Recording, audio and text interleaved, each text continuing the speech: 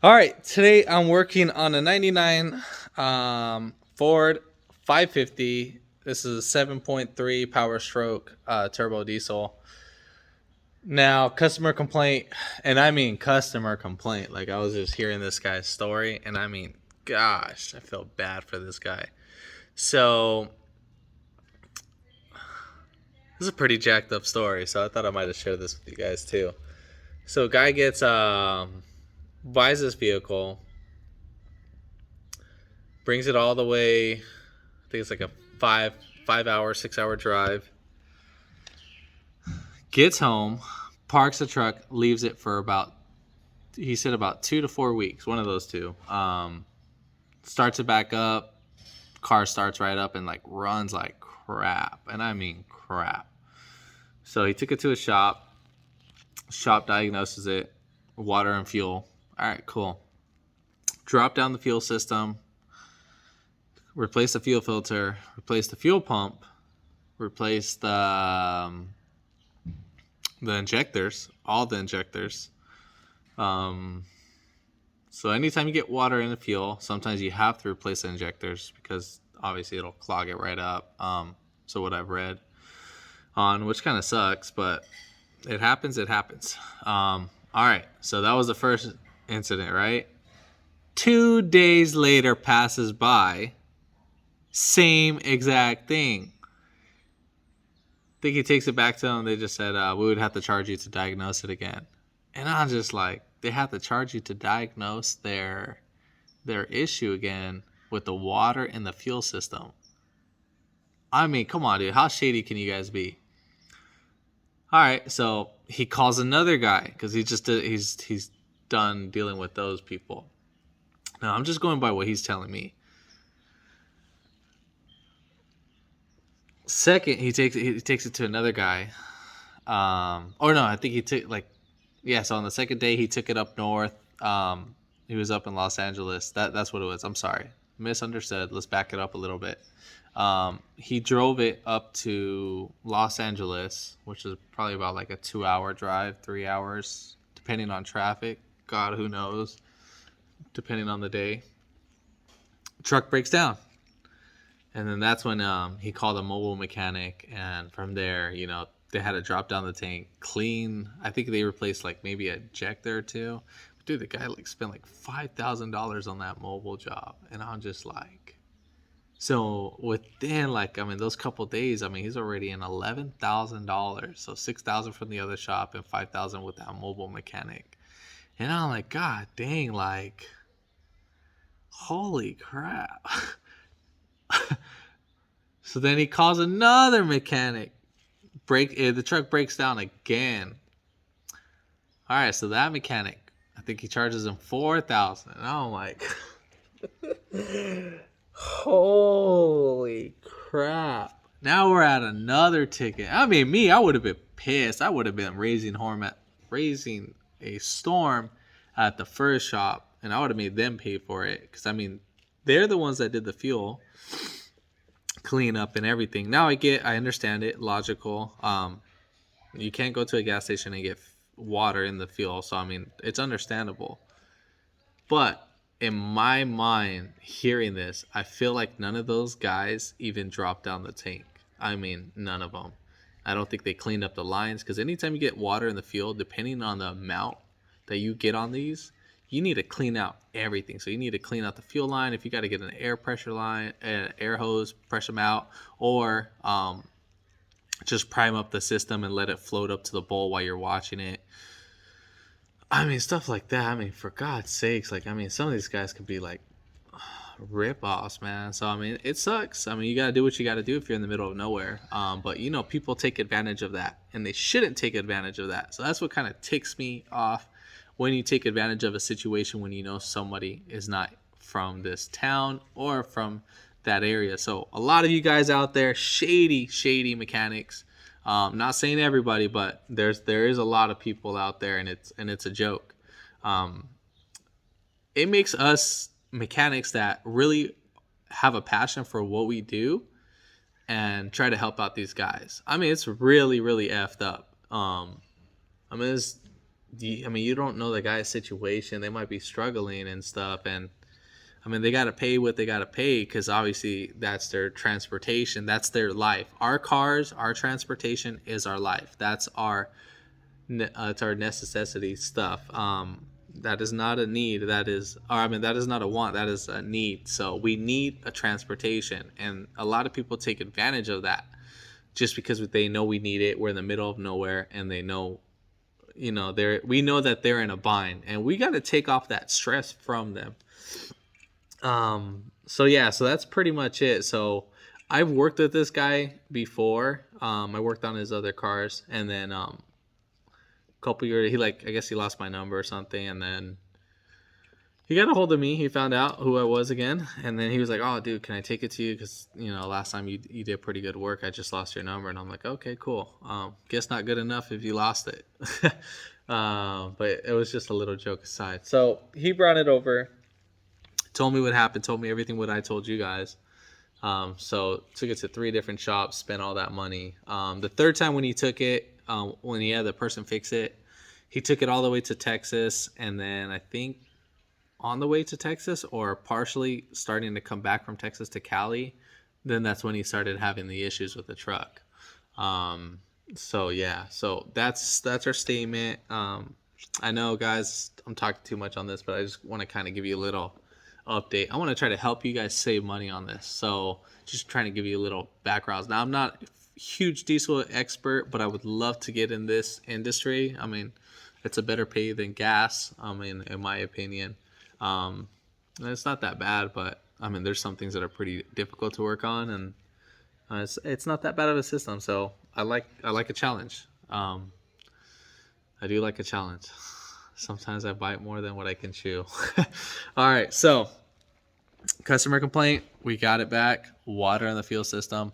Let's go ahead and check this out. So I already did the honors of pulling out the fuel filter and so forth. So if you haven't already, give it a thumbs up. Comment down below. Let me know what you guys think and what you guys have to say on this. And hit that subscribe button for more upcoming videos in the future. And we're going to go ahead and start this video right after the intro.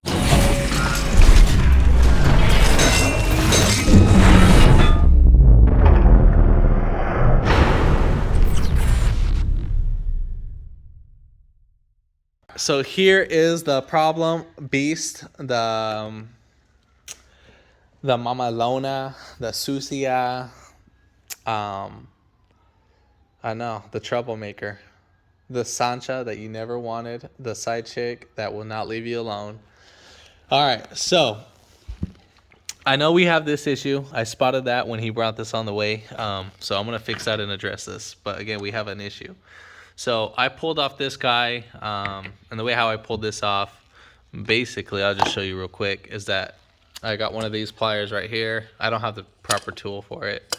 And then I just spin it loosely, and then from there, these guys shouldn't be on there too tight, but sometimes they can be, just depending. Our seal fell off, or we'll just leave our seal right there. So after that, you're going to go ahead and pull your fuel filter up. It will be a little bit in there. Shake it all about. Shake it all around. I'm just showing you. I like to see how much fuel is in the system, so when I take it apart. So let's go ahead and push this to the side. All right, so let's go ahead and check up in here. Now, I can already see water in here. So you see those little, it's like kind of oil and water. You see that? Those little dots right there. So you can kind of see them. That is our water. And then I can even see the water on the stick, on the black little pipe. So right there we have our water. Now I don't see anything. Oh, I do see it down below. Well, anyways, right here, we have a drain petcock. So right next to this little solenoid right here, right here is this little handle. So what you do is, before you even open this, you need to make sure you have a bucket down below. I'll show that right now. So I'll go ahead and drain that. So you're going to churn it like that, and it's going to start draining. So it drains pretty fast. So let me catch this real quick so you guys can see. So make sure you have a bucket right under the axle, the front axle, and so forth. And it has a pipe that actually leads right there. So there's this pipe right here. So you can see where this little hose is right here.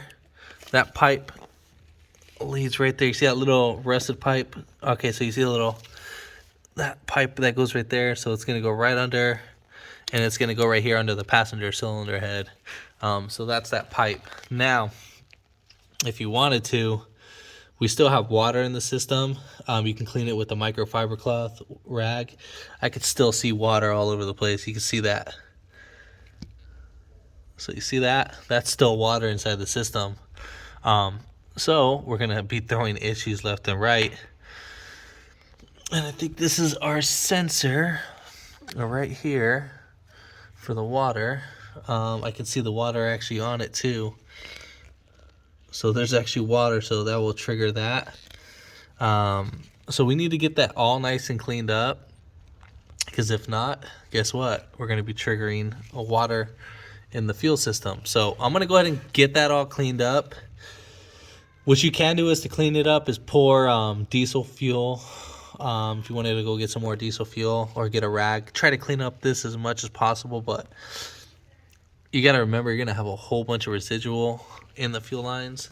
So I mean, it is a light code, or I mean, it is a very minimal amount, but it does have water in the system. Now I've seen worse than this. I've seen way worse. But yeah, so let's go ahead and do that. I think we can prime up the fuel system, close it, prime it up, and then let it drop right back down. I think I might just do that. So you're gonna get your beautiful wife, your trusted partner, so we can have her crank it. Well, not crank it, at least prime it. So as you prime it, so you can see right there, I'm gonna go ahead and close this valve. So as you have it on, it should keep priming. And that's normal to see those bubbles. That's perfectly fine. Now I just wanna go ahead and see. One more time, please. Off and on. Off and on.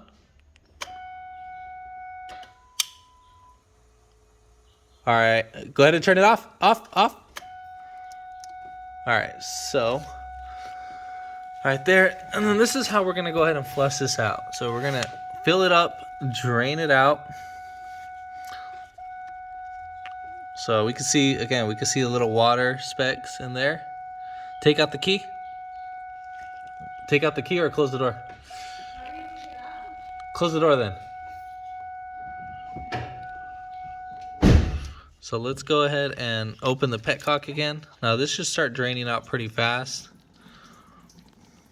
So you can see how on our threads that the water is pretty much mostly gone. And water will be at the bottom. It will not be at the top. So water will not float. Water is actually heavier than the diesel, so that will stay at the bottom. So the ones on the top, whatever we have little residual, we'll just go ahead and wipe down. So I'll probably repeat this one more time. Go ahead and prime it again.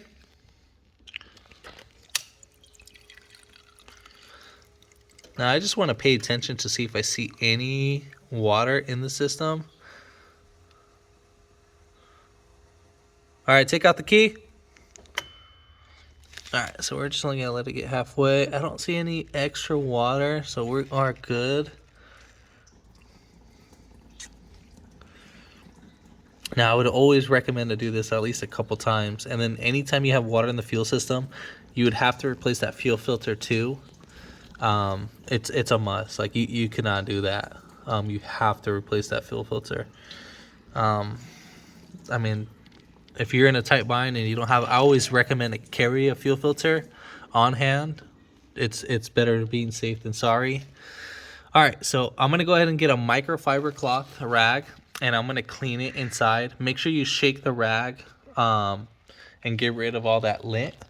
And I'm gonna go get a filter.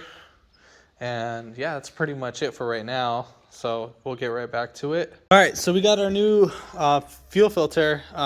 Here's one from Fram. I would prefer to use a Motorcraft one, but This is the only one I can get for today, and this is a must done, needs to be done today type of vehicle. So CS 8629A, that's the part number that we're going to use.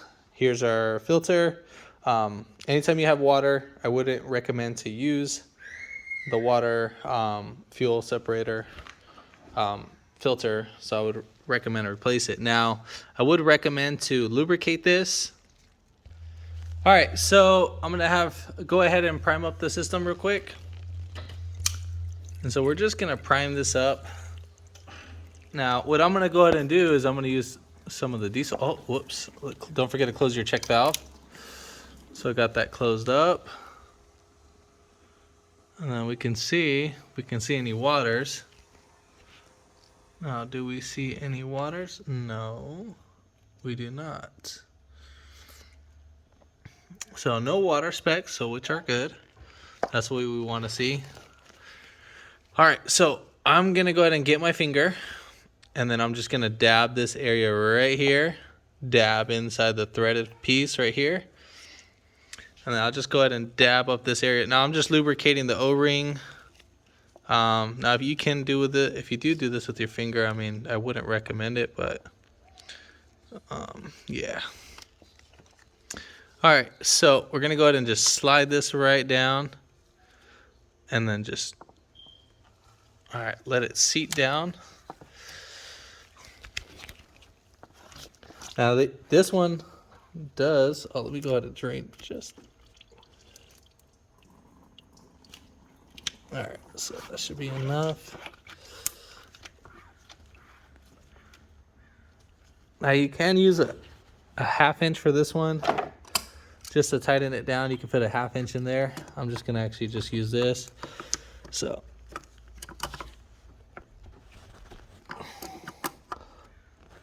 all right, that should be more than enough.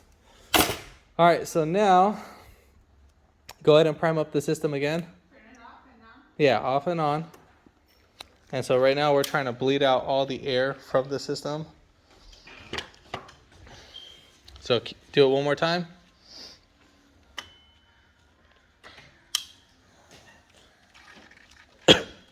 So you can hear it. It's bleeding it out. So right here, as soon as you hear it stop bleeding out, so on and off one more time. I'm gonna go ahead and just open it real quick. All right. I just cracked it open just a hairline, just so we can relieve whatever air pressure we do have. Just as a little courtesy for our sakes. No, I think that's it. I think we do got a little little leak. Go ahead, off and on.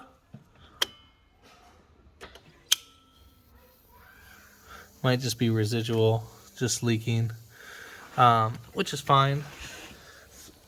All right, so that's pretty much it at that section. So let's go ahead and start the vehicle. So we're gonna wait for it to start.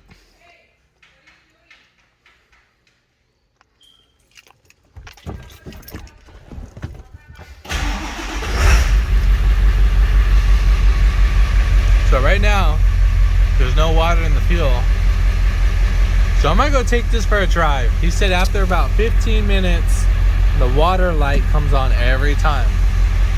So this is after it already had the issue coming back from Texas. So I'm gonna go ahead and give it a test drive. I'll get back to the video and we'll see how it goes and how it runs and all that. All right, so the truck is running great. No water light. It's already been about 25 minutes, so usually it says about 15 minutes. Car loses power like crazy. Did feel a little bit sluggish during takeoff, but after I gave it a wide open throttle, then it was fine after that. But yeah, that's pretty much it. Hopefully this video helped you out and all that. But yeah, give it a thumbs up. Comment down below if you have any questions or ideas, or what the issues you've gone through to fix your water and fuel tank issues. But yeah, hit that subscribe button for more upcoming videos, and thanks for watching, guys.